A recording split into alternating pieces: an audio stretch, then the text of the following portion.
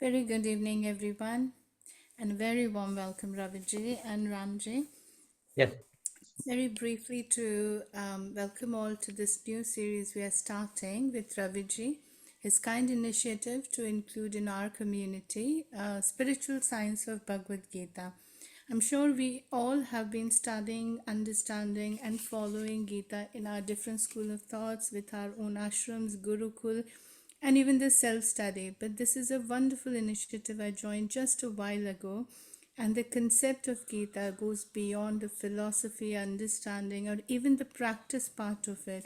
So, this is where I am really honored to welcome Raviji to share his insight of Gita and the inner transformation, the techniques, the tools, all he has brought together from the scientific methods to relate with our daily life. So, all together, I'm really hoping that we all can benefit from this series. I know it's Friday and we still have a slow start, but thank you very much for joining, everyone.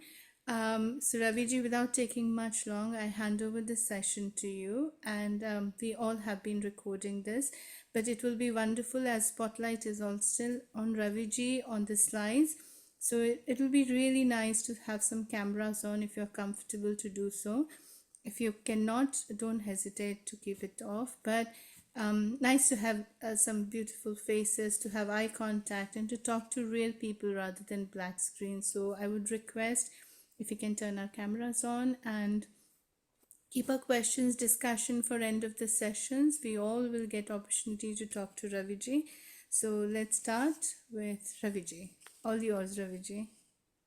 Thank you very much, Dr. Neha Sharma. It was wonderful meeting you, and thanks very much for inviting me for this session. As I had told you earlier, I am an engineer, but I have given up engineering long time back. But using the concepts that I learned from there when I started to read the Bhagavad Gita, and I'm very excited that I created this, and I call it as a spiritual science of the Bhagavad Gita. The both spirituality and the both spirituality and science, they are the product of our fertile mind. The questions which the mind asks is, what is this, or what is creation, how the creation came into being. And spirituality always looked within, and when it looked within, it found the entire creation, or rather the existence within our own self, which means in our own consciousness. However, science was always matter. Matter means it was always looking out. And when it was looking out, it saw things as they are. Everything that was perceived was, may I ask, can I keep talking in Hindi English, if it is okay by you? Because I see the names which are relatable to me. Will you have some problem? Because I have been okay, good, right. So anyway, where you don't understand, where you don't understand, you let me know, because I love when we are talking about Bhagavad Gita, when we are talking about the Sanskrit verses, I tend to go into this Hindi version, because that is how I have been teaching here in India. Anyway, thanks very much. Okay, all right. So I read all the messages and all. Yeah. So science and spirituality, what I found, they are now converging to the same thing that each of them were talking. But there is a very big difference. And as we go forward, we'll come to know what that difference is. So the science and spirituality, the spirituality looked within, science looked out. Out means through five senses of perception. It was looking outside into the material world. It did not understand or accept that there is something inner world. And the spirituality had always known that there is an inner world, and this inner world is what governs the outer world. I'm not starting with the Bhagavad Gita immediately, because I need to create a preamble. There has to be certain rules. We must understand basic logics, why I am doing it like this, and then the verses of the Bhagavad Gita will become very, very clear to you. I could start with the first verse, chapter 1, verse 1, and then it'll kind of become boring. So So just understand what it is. Gita is a book of science. Spirituality, it said that Jagat Mithya Brahma Satyam. It means that the entire external world is an illusion, and the inner world, that means the essence which is known as Brahma, is the only reality. This till 1900, I'll say 1900 century, the so-called science community considered this expression, this verse of the Vedic literature as woo-woo science. It has no basis. However, after 1900, when atom was discovered, and after that, the inside of the atoms, as we started to move towards the fine and finer relative levels of existence, a new science came. Science had two parts. That is, I'll say physics had two parts. One part is the classical physics. Classical physics is the physics of matter. Everything which is lying at one place, other place, it is there. It is available to taste, touch, smell, and hearing. It has properties, and it has position in space-time. But after 1900, when we started to dissect the atom, go to the inner parts, that is electrons, protons, and neutrons, and then finally we went into the finer particles, into up quarks and down quarks, and then finally to the finest relative level of string particles. Suddenly science had discovered something absolutely outstanding, something mind-boggling. A particle that appeared, even if you have not read science, it doesn't matter.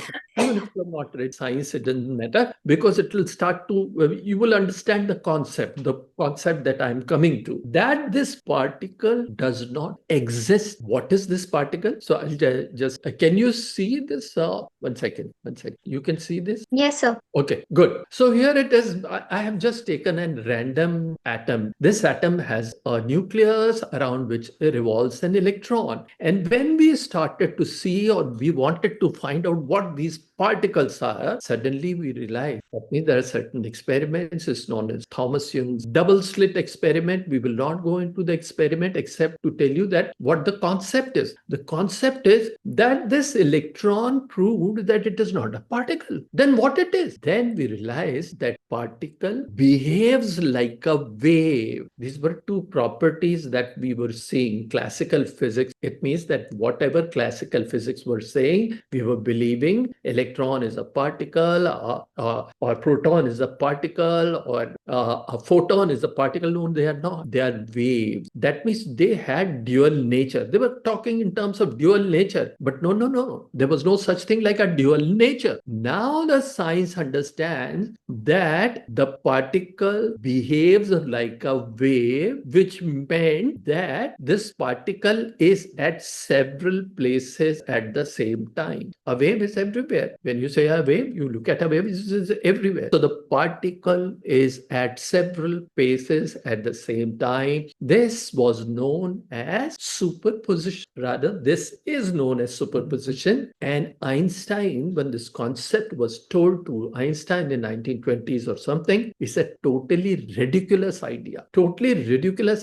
But for next 20-30 years, whichever way the experiment was done, we found that the electron does not exist as a particle. It is a wave of possibilities. This is something like that. Just look at it, that it's a wave of possibility. What does it mean? It means that the electron can be at any place in this wave. This is a wave, not a physical wave. It's a wave of possibility. It's a wave where probability exists. Probably the electron is here, there, anywhere. This is given by Schrodinger's theorem. So I won't bore you anymore, but we have come to the concept. The concept is that the classical physics model of existence or matter turned into something else together. It is not matter. It is not even there. So what I'm trying to say, that Jagat Mithya, that means this existence is Maya. We call it the word Maya. And the truth is transcendent. It is beyond. Wow. Now look at science. After 1920s, suddenly this concept started to come into the minds of scientists. There's something else. The world that is appearing in front of you is not the way it is, but is something else. And here we have in our spiritual thoughts, this is what it is happening. Now, in the two thoughts which are there, they are now converging towards each other. The Gita is a book of science. You might ask me how? Because it goes into the story of creation. It is the story of creation, the why of universe, which the science is trying to find out or have found out until the Big Bang type thing. They do not know what is there inside the black hole or what started the Big Bang. However, these questions are answered in the spiritual science. Gita is the beginning of that book, I'll say. What is the word Gita? One second. The entire Gita, or for that matter, entire Vedic literature has been written in Sanskrit. Sanskrit is an amazing language that I realized only 5 years back. I didn't know. I thought it's a language model. No, Sanskrit is not a language model. It's a language, all right, but it is also the process of creation. We'll talk about it in much detail later sometimes. So anyway, so Sanskrit, every word has got two parts, and those two parts is one which is visible, classical physics. This is classical. The second part is unmanifest. Unmanifest means it is invisible, just like an atom. Atom, it has particles, you see, and this is what you talk to people and you say everything which is made of atoms and molecules. But on the other hand, this atom, as we go to the finest relative levels, ceases to exist as a particle, but only energy. It's different. Exactly in the same way, every Sanskrit word has got this quality. It has got two meanings. One, like this, whatever you are seeing, whatever you are experiencing through 5 senses of perception. And then there's something which is transcendent. So my first example is the Sanskrit word Gita. Why the word Gita? Gita is a Sanskrit word. And this Sanskrit word is derived from the word Geet. Geet means symphony, song, vibration. What kind of a vibration? The universe started with the Big Bang. Bang is what? Sound. The sound started the particles. The particles joined together. They created atoms and molecules and then the entire universe. In the exactly the same way, Gita is a story of creation, preservation, and reconstruction.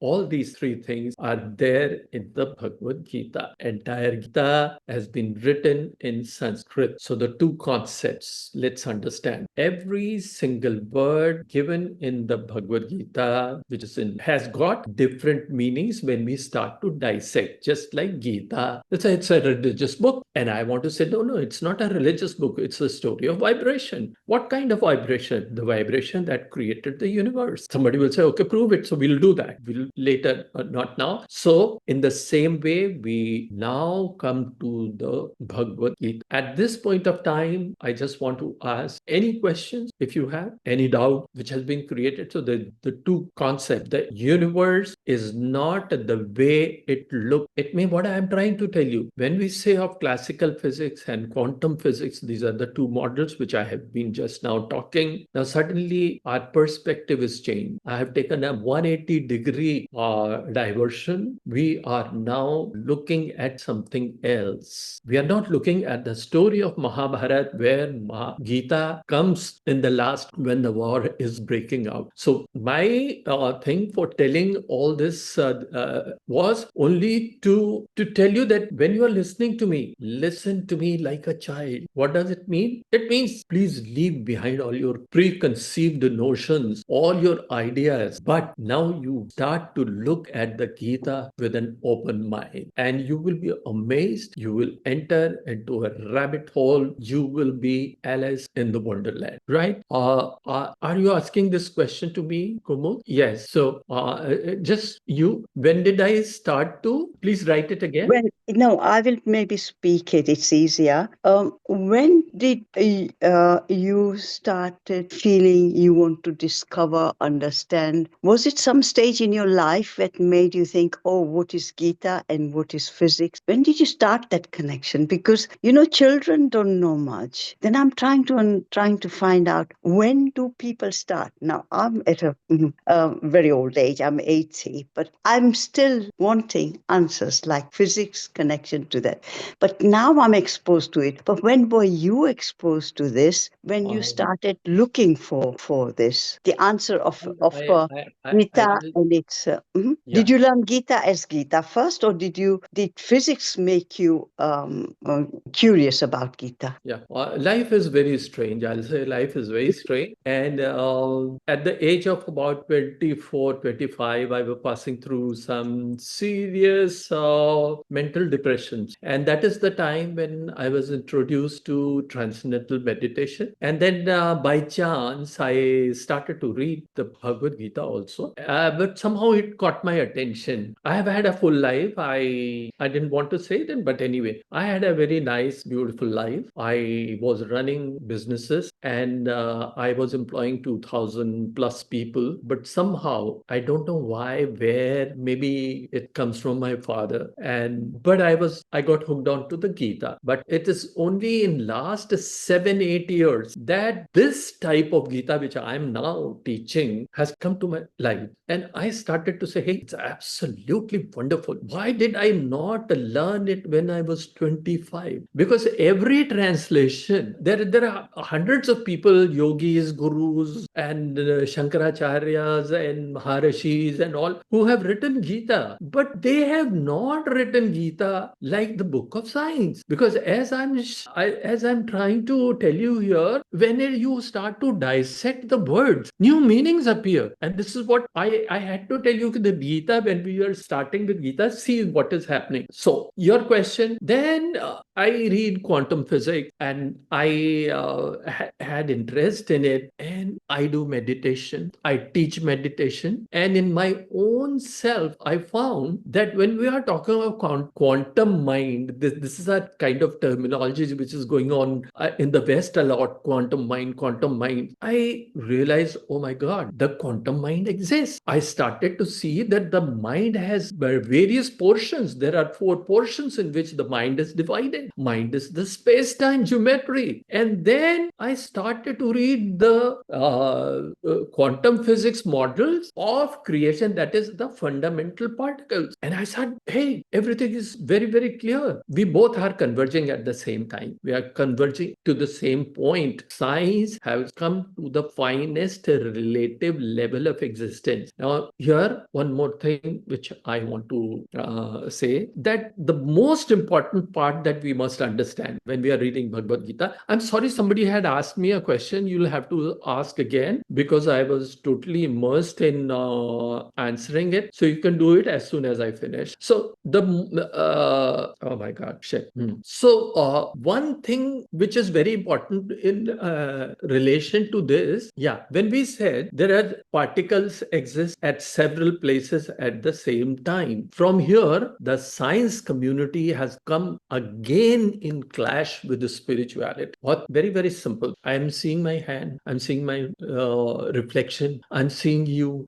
You are hearing my voice. Everything is happening through 5 senses of perception. I am assimilating the physical world. The biggest question, who is this person who is seeing? Because again, why is it happening? Why a wave function becomes a particle? Why is it happening? Now I'm giving you the scientific answer. Scientific answer is that the act of conscious observation, mind you, the act of conscious observation collapses the wave function to a particle. What does it mean? It means in this wave of possibility, electron could be anywhere. But as soon as I see, observe, the position collapses to a particle. It chooses a position. Amazing thing. Now the science community is all gaga. Well, this is the answer.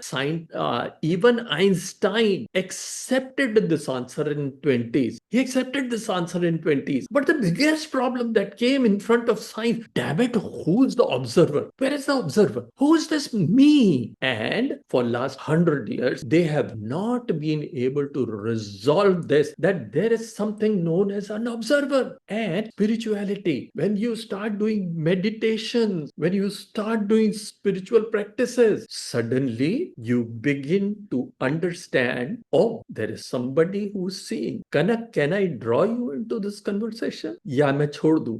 Yes, sir. कौन देख रहा है? Me. अच्छा छोड़ो.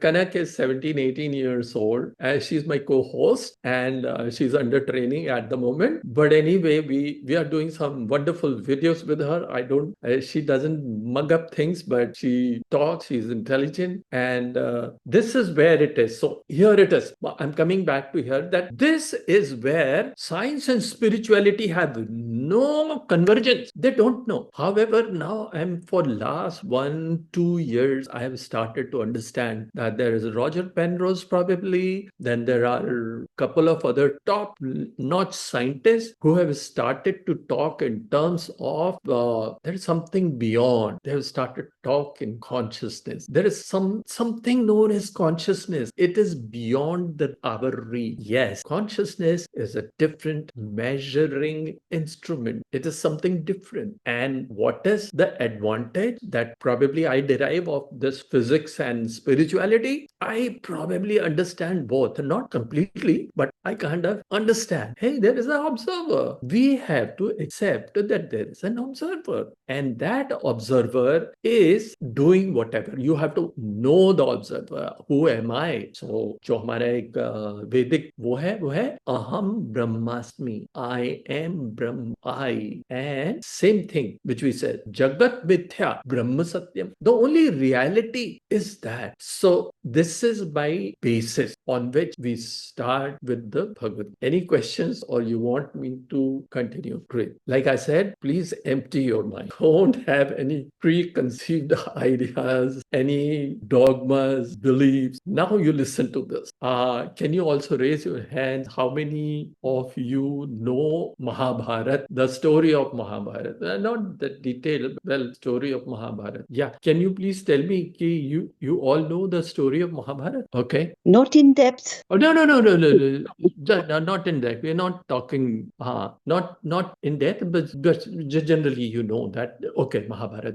So Mahabharata is written in Hindi mostly. Mostly you'll find that Mahabharata versions are all in Hindi. However, the Sanskrit versions for Bhagavad Gita is in Sanskrit. You will hardly ever find book lying on the shelf which is only Hindi. There are so many books which are in Hindi, but everywhere it is in Sanskrit and then it is translated into Hindi. So what is we start with chapter 1, verse 1. But before we go there, just a little bit. Little bit means that the story goes that, Dhritarashtra, please don't mind. Jo Dhritarashtra hai, he is the blind king and his brother Pandu is younger brother Pandu. The tradition in our society is that, the eldest son, he always becomes the king. But when Pandu was born blind and he was the elder son. So right since the childhood, this blind man, who's known later as Dhritarashtra, had desire. Desire means he had that ambition to become the king. But छोटी सी बात है कि वो अंधा है and he has desire to become the king. The Dhritarashtra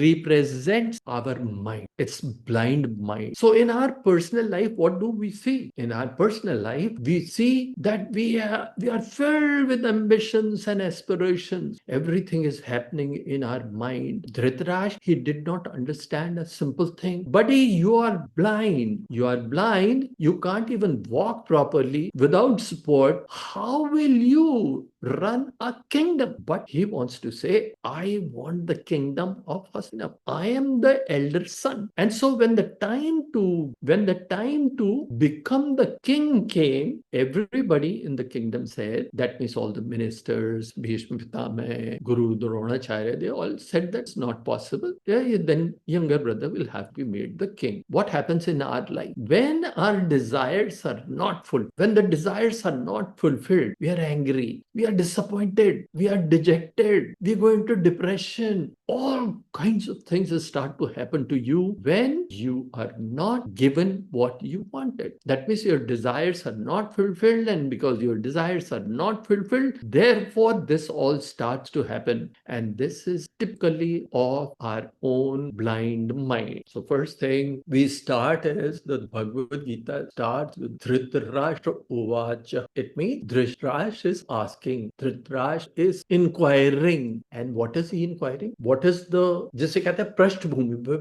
what is the scene? The scene is that on one side there is Kauravas and on other side there are Pandavas. Kauravas and Pandavas have gathered together to fight it out who is the king, or to whom the kingdom of Hastinapur belongs. So there are two forces which are there. Dhritarashtra is the blind king. He's asking Sanjay, who has been given divine power to see whatever is happening in the field, that is on the war front, and to tell him. So this blind mind, let me just say, Dhritarashtra Vacha, don't bother about Sanskrit verses because every word would be dissected and told, because we are not looking at Bhagavad Gita as a religious text, but we are relating this to our own self. So this is that Dhritarashtra is asking, what does he say? Dharam kshetre kurukshetre samveta yudsava mamakaha pandava shreva kim kurvat sanjay. So what is he saying? He's saying कि धर्म क्षेत्र जहाँ लड़ाई हो रही है उस जगह का नाम है कुरुक्षेत्र, उसी को धर्म कहते हैं। जो हमारा ट्रांसलेशन है वो क्या कहता है? वो कहता है धर्म क्षेत्र, कुरुक्षेत्र जहाँ पे लड़ाई हो रही है वो हमारा धर्म क्षेत्र है। वहां पे ये दो कौरव और पांडव जो फोर्सेस हैं वो आपस में जमा हुई हैं और युद्ध करने की लालसा से। तो माम का मेरे पुत्र, धृतराष्ट्र के 100 पुत्र हैं, कौरव जो है वो धृतराष्ट्र के पुत्र हैं, और पांडव श्रेवा मेरा जो पांडव हैं उनके 5 पुत्र हैं, दैट इज भीम अर्जुन नकुल सहदेव और युधिष्ठिर। माम का पांडव श्रेवा, वो लोग क्या कर रहे हैं बताओ, please tell me what is happening over there. This is what he is asking. Blind mind filled with anxiety and fear. He doesn't know what's happening. So he's filled with anxiety and fear, and he is now asking Sanjay, बताओ वहां पे क्या हो रहा है। तो मैंने जैसे आपको जो ट्रांसलेशन अभी तक बताया है यही ट्रांसलेशन है। तो आपका मेरा क्वेश्चन था, मैंने 25 साल की उम्र में पढ़ना जरूर शुरू किया था, लेकिन जब 25 साल की उम्र में मैंने पढ़ा शुरू किया था तो उस समय ये संस्कृत के शब्दों का अर्थ नहीं मालूम था। तो जो ये चलता था यही है, किसी और की ट्रांसलेशन पढ़ी, वो भी महर्षि की ट्रांसलेशन पढ़ी, तो वो भी सब में यही होके यहाँ आके खत्म हो जाता था। लेकिन अब देखिए हम क्या कर रहे हैं, हम शब्दों का अर्थ देख रहे हैं, संस्कृत के शब्दों का अर्थ देख रहे हैं, so that we know what is behind it. ये वेव फंक्शन को जो है वो कोलैप्स्ड स्टेट में धृतराष्ट्र दिख रहा है, लेकिन जहां हमने उसको वेव फंक्शन पे देखा, क्वांटम स्टेट में देखा, तो उसका मतलब ही अलग हो गया। सबसे पहले करते हैं Dhritarashtra. Dhritarashtra is again Dhritarashtra is a Sanskrit word. It has got 2 root words. One is dhrit, the second is rash. So it's written here, held tight, supported, and rash is kingdom, holding tight the kingdom. So if you look at the story part, it means Dhritarashtra is holding on to the kingdom of Hasta. That's the place for which this entire battle is going on. So Dhritarashtra is this. However, held tight, supported, pakde hue hai. This is the body. When we had said अहम ब्रह्मास्मि, मैं ही ब्रह्म हूं, मैं में शुरू कहां से होता है? शुरू होता है इस शरीर से, इस काया से। This body which is the राष्ट्र, this is the place where which is being held by the blind mind, which is held by the blind mind. Right now the 2 sentences that came, one was Kurukshetra, another was Dharmkshetra. So the Kurukshetra is 2 word, Kuru derived from Sanskrit word Kri, action, and Kshetra is again the area or field. Kurukshetra is the field of action. अभी आपको थोड़ा सा confusion लगेगा, लेकिन धीमे धीमे चलिए तो मैं आपको ये बताने लग जाऊंगा कि क्यों रहा है. अभी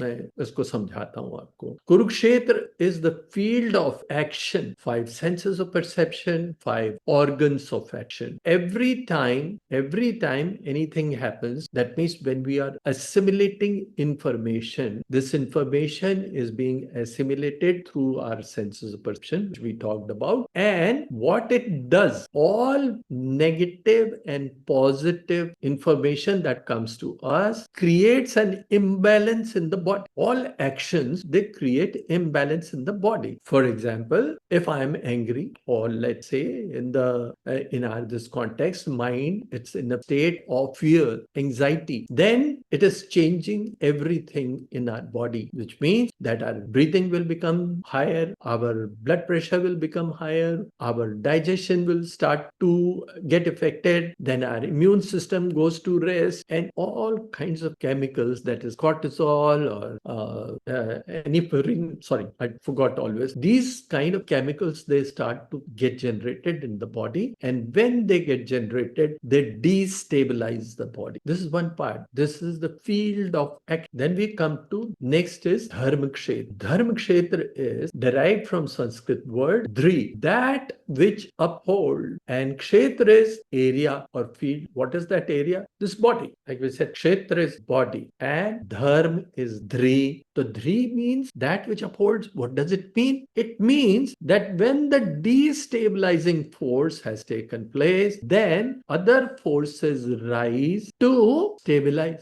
We have a central nervous system. In the central nervous system, there are two parts. One is known as the sympathetic nervous system, and the second one is known as parasympathetic nervous system. Sympathetic nervous system is what we have just now talked about it, that when there is fear, when there is anxiety, then in that case, sympathetic nervous system, it starts to affect all these functions of the body, which I had already spoken about. Eyes get dilated, then you have increased heartbeat, increased constriction of your airways, digestion, immune system, excretion, everything, it all gets affected. It creates destabilization. And when we say, when the fear recedes, then on the left hand side is the parasympathetic nervous system. It takes over, and when it takes over, it rejuvenates or brings the body back to the state of normal. So there is a very simple example that if you are out there in sun or you are feeling hot means your body temperature is 98.6, and instead of 98.6, because of the heat, it is going to 99 or 100, then in that case, your body starts to sweat. The sweat comes automatically. The sweat, what does it do? Sweat starts to evaporate. The process of evaporation is the process where the temperature starts to go of the skin. Both these things are happening. So the parasympathetic nervous system is that which upholds. Upholds what? Balance. The body becomes imbalanced. So the forces that rise to uphold or to become, make it into balance, are parasympathetic forces. On the right hand side, there is sympathetic forces, which is the signal that I received of being hot. So these are the two parts. So there are two actually forces, one of construction, another of destruction, always acting 24/7 everywhere in universe. These two forces, they are acting upon each other. One force we call in the Bhagavad Gita, when we have started, we call as Kurukshetra, another Dharma Kshetra. Both these forces are here now to fight the battle who will be the king of our body. So we can decide, I want to be happy, I want to be depressed, I want joy, or I want pain. Everything is within us. This chapter doesn't get finished, but I think we have close to done about 45 minutes. I'd like to say we'll continue with it, and I'd like to invite you for questions. If you have any questions, I suggest that we leave it here, because I also know that sometimes starts to become heavy, because we are talking absolutely of a new concept. I'd like to know from you if you have heard from anywhere these kind of concepts which I'm taking up now. now, because I'm very amazed that within 10 verses, first 10 verses of the Bhagavad Gita, this is a statement of the mind. Mind is in a state of turmoil. Mind is in a state of anxiety and fear. And then what is happening? That when these forces are rising, these forces are what are creating our emotion, and we feel totally captured by them or imprisoned by those emotions, and we want to find out what to do. So in Bhagavad Gita, there are two things happening, and that is, on one side we have our problem, and these problems can be solved. So statement of fact that these problems can be solved. Are all desires? No. Desires are there. You can't get away from the desire. This is the difference. That's why I say I'm not a yogi, I'm not a Baba, I'm not giving you enlightenment. I'm giving you straight away facts of life. I want to say, hey, we have to live in this life, whether Jagat Brahma Satyam and Jagat Mithya, whatever it is, what is the illusion. We'll talk about all this. Desires are there, but we must understand desire. We must understand desires, and we will be talking about it in next couple of verses only. But if you have blind desire, imagine we are talking where Bhagavad Gita is starting. Bhagavad Gita is starting with blind mind's desire, with no power of discrimination. Mind doesn't understand anything. Whatever is being shown to the mind through five senses of perception, it believes it, accepts it. And therefore, because of no discriminatory power, we suffer. So desires are definitely bad, 100% bad. But desires within the control of our intellectual power, the power of consciousness, then they are right desires. So this is the beginning. This is the beginning of Bhagavad Gita, that from the blind mind's desire. And therefore, when everybody starts to say Bhagavad Gita is teaching you renunciation, Bhagavad Gita is teaching you to give up desires, and how can I leave desires? In one verse, Krishna is saying that you leave desires and don't work for, you only work and do not bother about the outcome of your desires. No, that is all wrong. The desires will come, you will work, but what you should not do is what we are going to be talking about in all our lessons. You have to have a discriminatory power. You must understand what you are doing. Without understanding here, blind Dhritarashtra, what is he doing? He is wanting to run the kingdom, irrespective of the fact that he will drive it to the ground. And in fact, it is being driven to the ground, right? Anything more? Okay. Anything else that you want me to answer? Otherwise, what we are going to? Raviji, Ji. thank you so much, sir. Could I kindly ask a question? Yes, please do. You said that happiness is Yes. derived from our own mind. So technically we control how happy we are, how sad we are. How do we overcome when we're affected by external issues? For example, the attachment, when we lose a pet, for example, that unhappiness is because of our attachment. How do we get over that phase? Because that pet that I've recently lost was not only a pet, it was like a child. So how do you overcome this emotion of attachment in order not to be unhappy?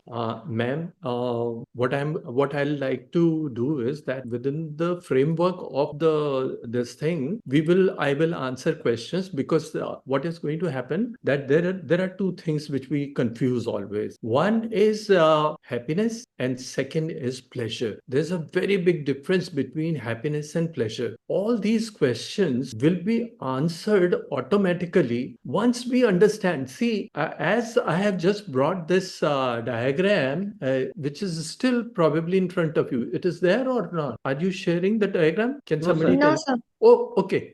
1 second. So I'll again share this diagram, and yeah. Yes, sir. Again, sympathetic, parasympathetic nervous system. Yes, Yes, sir. Good. So what happens that as soon as you receive signal, the body undergoes changes on the chemical and mental level, that physiological and psychological level, the changes will take place. Now, as soon as this physiological and psychological level, the changes are taking place, you are getting out of control. That means your sympathetic nervous system, in this context, your Kurukshetra, the field of action, is getting activated. It will create all kinds of emotions. These emotions, where are they coming from? How are you why are you becoming sad, melancholy, you are angry or fearful? Because you have a recorded data. You have a recorded data, and that recorded data is giving you reference point. Now, I'm afraid I can't in a very quick tell you. This data is what has to be taken care of. The data shows you. One second. Yeah. So the data is what is telling you, what is showing you that I'm sad. How to do it is a technique that we'll have to follow. We'll have to follow the technique. So when I was saying in the first 10 words,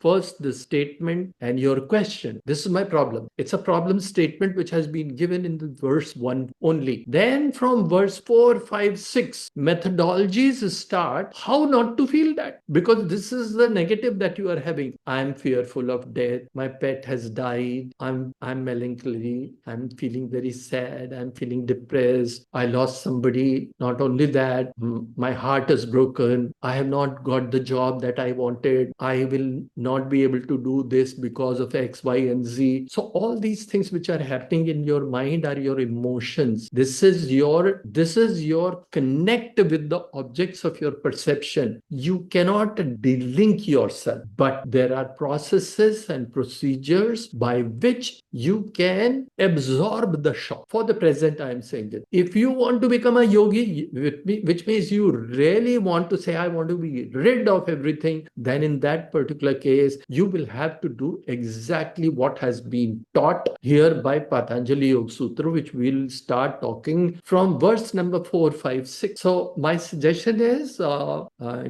please listen to at least 6 of my lectures, and probably your answers will come, but you will have to take methodologies. Without that, it is not possible. Understanding will be very difficult. I can only tell you, okay, start meditating, but it will not work. I'll say, okay, do pranayam. Okay, it will not work. I'll say, okay, you start writing this. You have various kind of things which people tell you to do, and that is possible, but it won't work out, because until such time as the entire methodology is done, it's difficult. I know that I'm not feeling satisfied with the answer that I have given, but please give me a little bit of time and you will get convinced that we are moving very scientifically towards that, building up an understanding first, and then afterwards you will be able to cope with it. Okay? Thank you. Thank you. Yeah. Thank you very much. Thank you. It's fascinating. Thanks for saying that. Thank you. Okay. Thank you, Raviji. It's Thank going you, to be Raviji. very, All it's going right, to be thank you very much. interesting. I really enjoyed myself. I was kind of disappointed. Let me just tell you that I was looking at my computer. I was very disappointed that I'm talking to 5, 6 people, but it's not so. There were 29 participants. I really was so immersed in talking that I didn't see. And thank you very much, ladies and gentlemen. We always say thank you very much, ladies and gentlemen, irrespective of your caste, creed, or religion. I welcome you to my lectures. This is what I used to say, but it was wonderful talking to you, and I'll be glad if you have a lot of questions to begin with, and I'll be honest and give you answers which I can. The answers which I can't give, I can't give. Like I said, I'm not a yogi, I'm not a Baba, I'm just like a person, you and me. I have a family, I have a life, eating, drinking, and being merry, everything I do. So, but I want everybody's life to become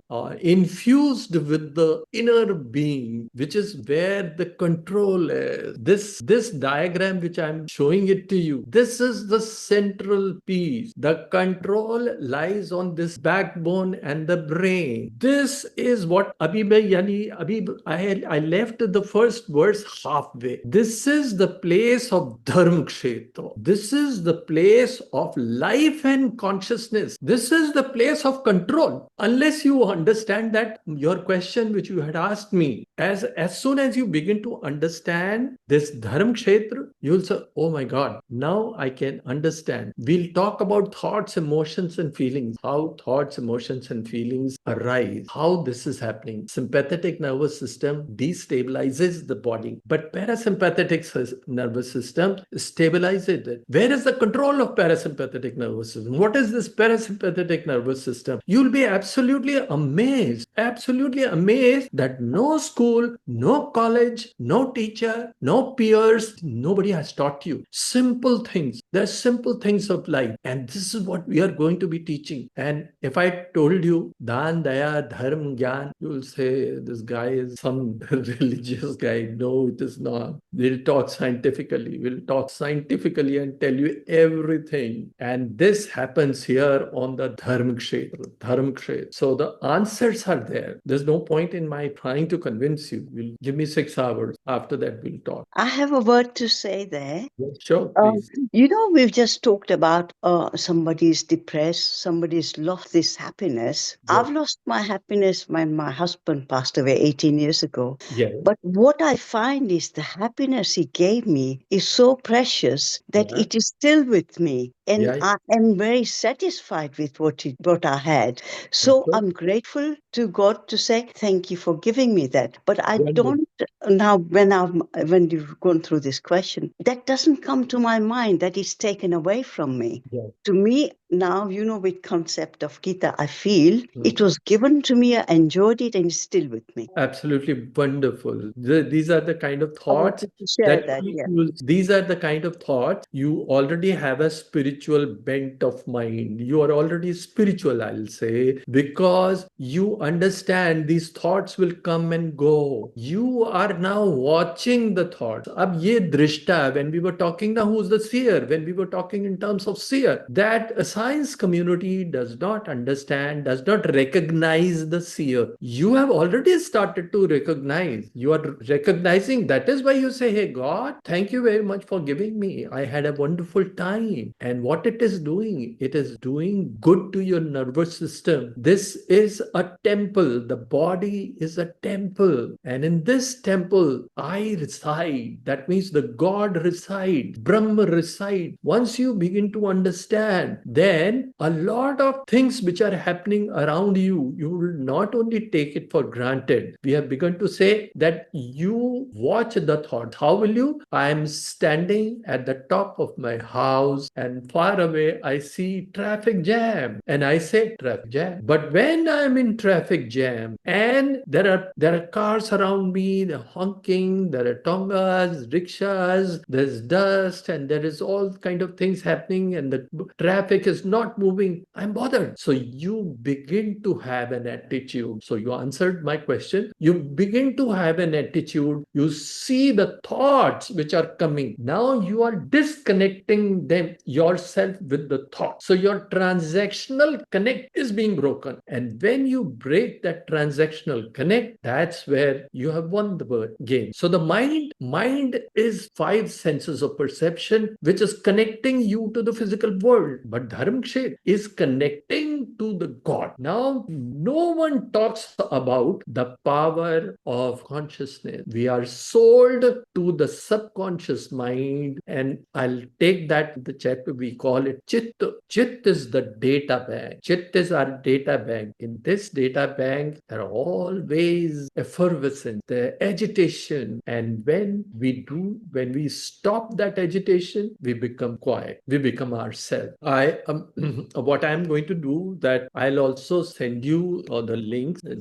I'll send you the links to my YouTube channel where with Kanak we are doing a lot of videos on who am I, and we have done a lot of videos on Bhagavad Gita also for children age 17, 18, 20, whatever. Children could be 70 years and they could still be children, not understanding what it is. So my email address is ravi@ravishrivastav.in and my website is ravishrivastav.in and the YouTube link is given here. What I'm going to do, or I'll send you a document in which this thing would be there. You could come to our website and register yourself, in which case you'll get the mail. I have got a lot of courses running, which we are starting, and very, very surprising. All this which I'm telling you right now is there in the courses. Now, these courses have been derived from the 10 verses of the Bhagavad Gita. 10 verses. And that's very interesting for me because I think, oh my God, what did I find here? And thanks to all my gurus who taught me. Needless to mention that I have not done anything, but I have some internet gurus, which includes Paramhans Yoganand also. Maharshi Mahesh Yogi, I had personally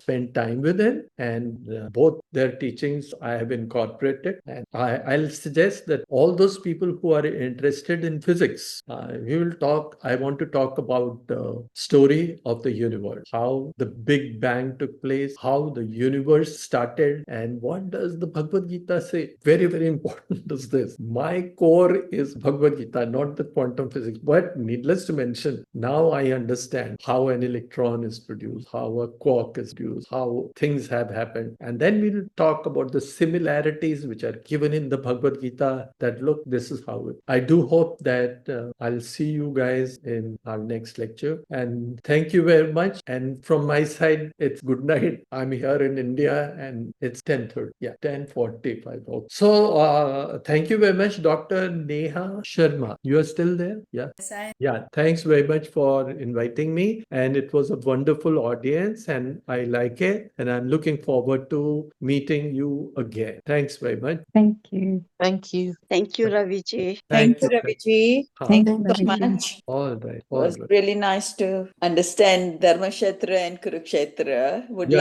Would love to learn more about it. Yeah, sure. So next lecture I'll coordinate and then let you know, but depends on time that you have. But this time, like 9:30 in the night here in India, it suits me perfectly fine. I can give you any time when you want. Okay, thank you. Right? Thank- Okay. Bye-bye. Good night. Good Thank you night. so much, dear. So thank you Thank so much. Good night. Good night.